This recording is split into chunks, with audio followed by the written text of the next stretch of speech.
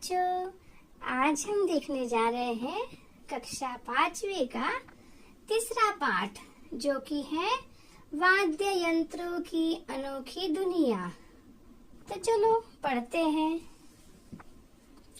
बातों बातों में कोयल के कूकने, नदियों की कल कल में क्या छिपा है, संगीत किसके बिना अधूरा है, गाने में ताल, झंकार और मधुरता किस कारण आती है।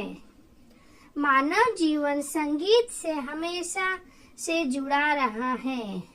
उदास और निराश मन को प्रफुल्लित करने वाले संगीत के महत्वपूर्ण अंग हैं विविध वाद्य यंत्र।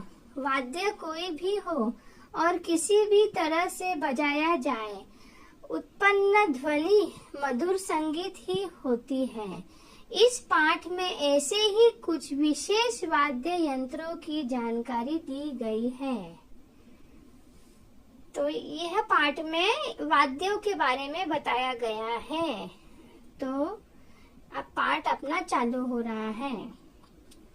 ढोल की आवाज सुनते ही पैर थिरकने लगते हैं और मन खुशी से झूम उठता है।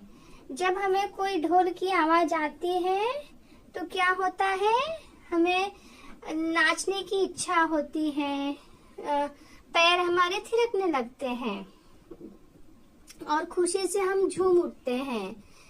फिल्म हो या कार्टून,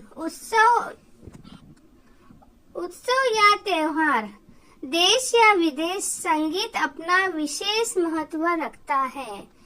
इसका मतलब यह होता है, फिल्म हो या कार्टून, उत्सव या त्योहार, कोई भी उत्सव या त्योहार हो, देश या विदेश, संगीत अपना एक विशेष महत्व बताता है।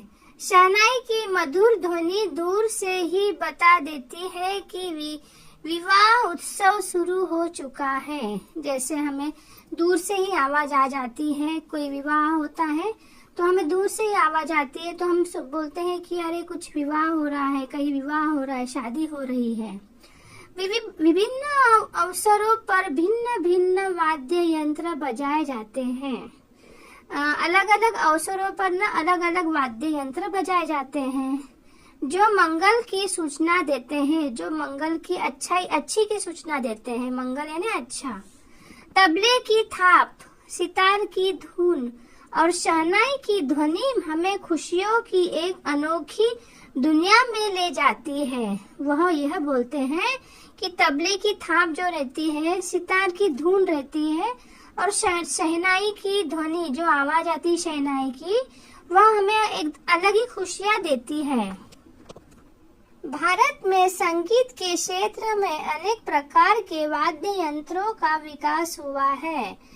ये वाद्य यंत्र अलग अलग तरह से बजाए जाते हैं।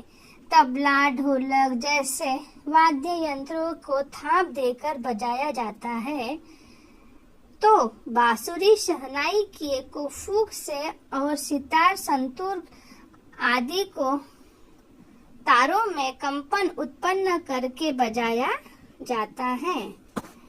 वह ये बोल रहे हैं कि भारत में संगीत के क्षेत्र में अनेक प्रकार के वाद्य यंत्रों का विकास हुआ है। वाद्य यंत्र का अलग अलग इसमें विकास हुआ है हमारे भारत में। यह वाद्य यंत्र अलग अलग तरह से बजाए जाते हैं। यह जो वाद्य यंत्र है अलग अलग तरह से बजाए जाते हैं। तबला जो कि है, तबला है, ढोलक है, और जैसे वाद्य यंत्रों में थाप से भी बजाए जाते हैं। बांसुरी शहनाई को फूंक से बजाई जाती है और संतूर आदि को तारों से, जो तार रहते हैं उससे बजाए जाते हैं।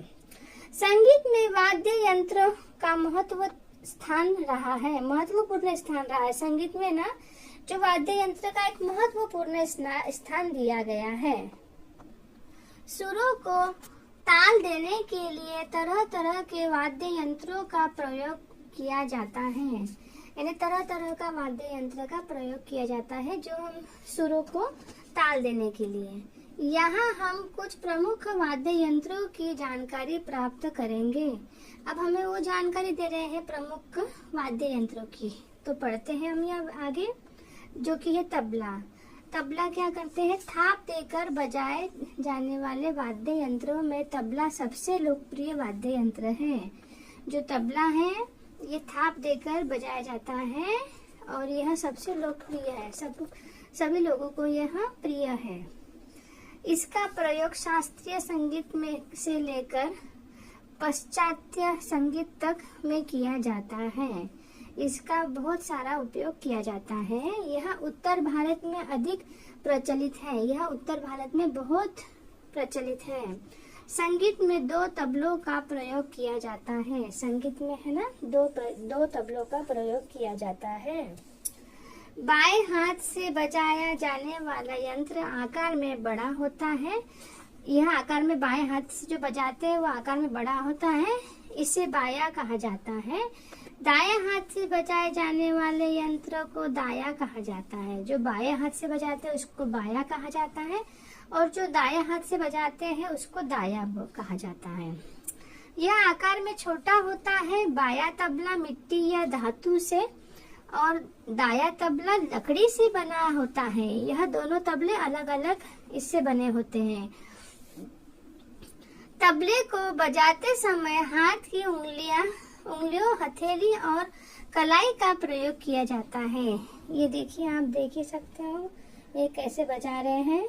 कलाई का यूज करके, वापर करके उंगलियों का, हथेली का यूज कर रहे हैं। जाकिर हुसैन, पंडित अनिंदो चटर्जी, उत्साद सुखविंदर सिंह, नामधारी पंडित अनोखे लाल मिश्रा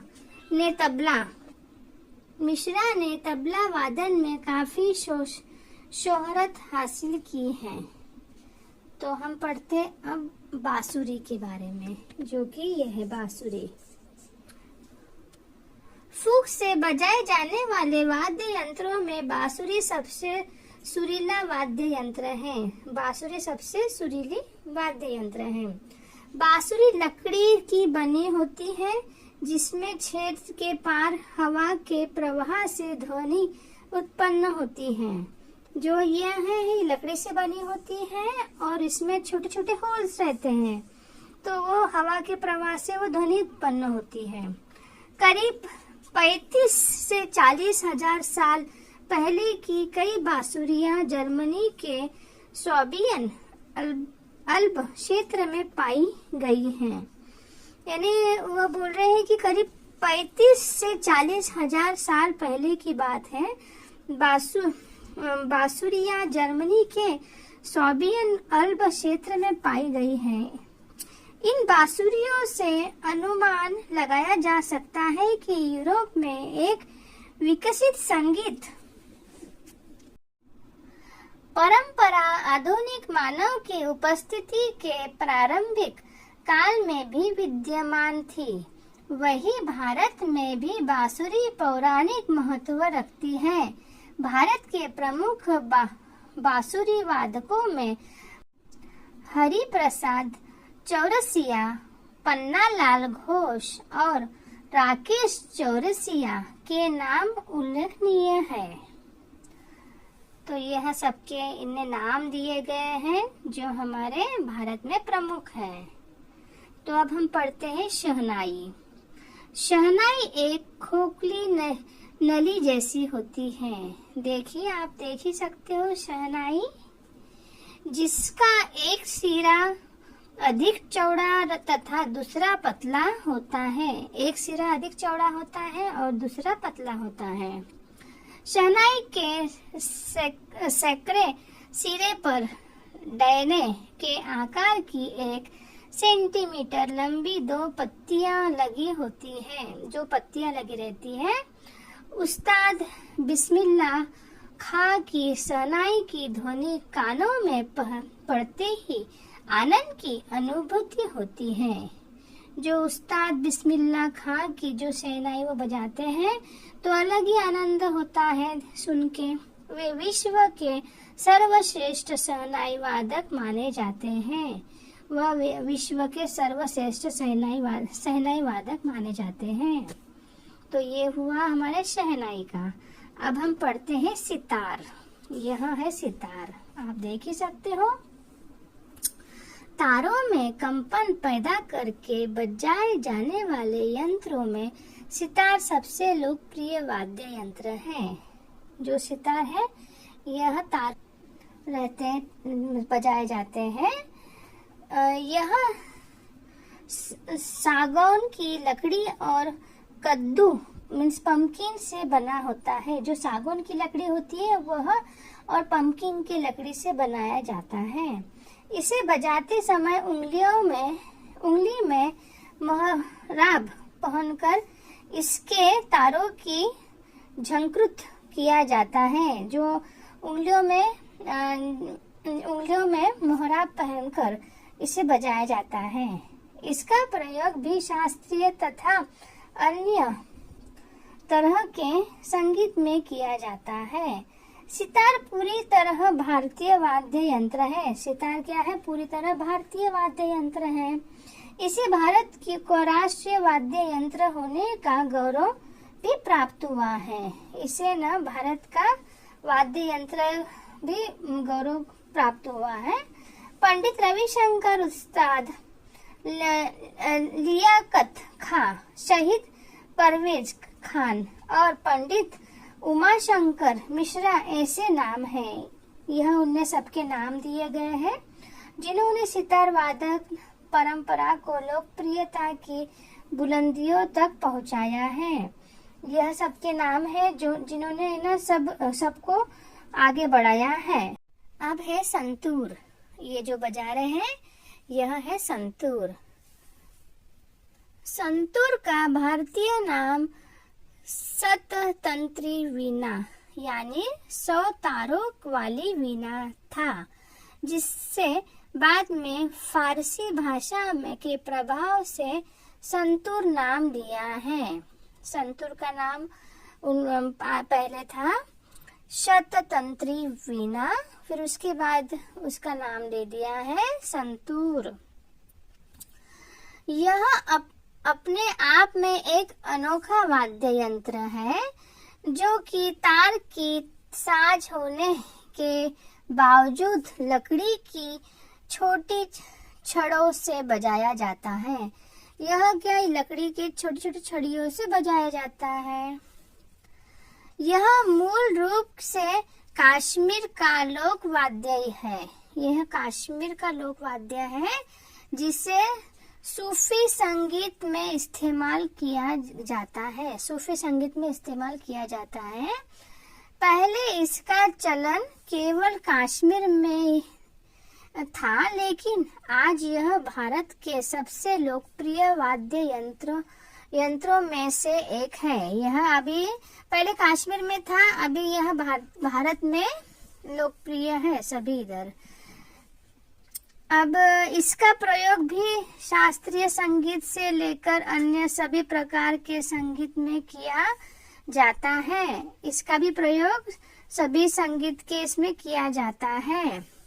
पंडित शिव कुमार शर्मा ने इसे लोकप्रियता के शिखर तक पहुंचाने में विशेष योगदान दिया है। जो पंडित शिव कुमार शर्मा जी ने इसे विशेष ये किया है, योगदान दिया है। गायन के साथ जब वाद्य यंत्रों का साथ मिलता है तो श्रोतागण उस संगीत में डूब जाते हैं। भारतीय वाद्य यंत्रों ने अपनी अनूठी विशेषताओं के कारण देश विदेश में भी अपना विशेष स्थान बना लिया है। तो गायन के साथ साथ जो है यह संगीत में सब है ना डूब जाते हैं और भारतीय वाद्य यंत्रों में अपनी अनूठी विशेषताओं के कारण देश विदेश में भी अपना विशेष स्थान बना लिया है वाद्य यंत्रों ने। तो बच्चों, आपको अगर यह पाठ समझ में आ गया तो लाइक करिए, कमेंट करिए। तब तक के लिए बाय बाय।